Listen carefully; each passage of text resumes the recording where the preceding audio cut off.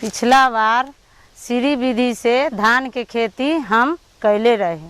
हम सामान्य विधि के छोड़ के सीरी विधि से खेती करे के लेल चिंतित रहे। कैला कि सीरी विधि से खेती करे के लेल ज़्यादा मजदूर लगे छे।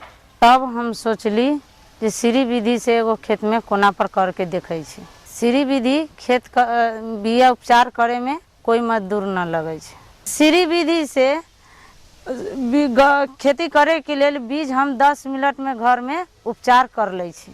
1 कट्ठा के बात करूँ तो नर्सरी लगावे में आधा दिन के मजदूर खर्च बढ़ जाए छे। रोपाई के 1 दिन और कमैनी के आधा दिन के मजदूरी खर्च कम हो जाए छे।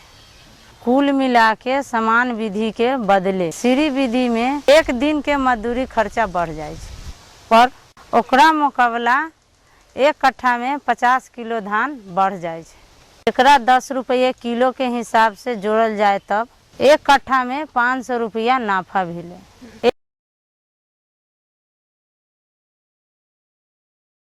यही लेल हमरा मुनाफा के चलते सीरी विधि में 1 दिन के मजदूर खर्चा बढ़ावे के लेल हम तैयार हती। यही लेल इस साल में भी हम खेती सीरी विधि से करम। जब हम सीरी विधि से खेती करे के लेल शुरू कैली तबे लागल हमरा जे समान विधि से अलग न है। हमरा सब जानकारी देवे में VRP भैया बहुत मददगार साबित भेलन। VRP भैया से समय समय पर सवाल हम पूछते रहे और हुनकर देल जानकारी मददगार साबित भेल।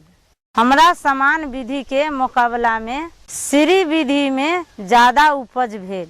सीरी विधि से खेती करे के लेल अब हम हमेशा तैयार हती।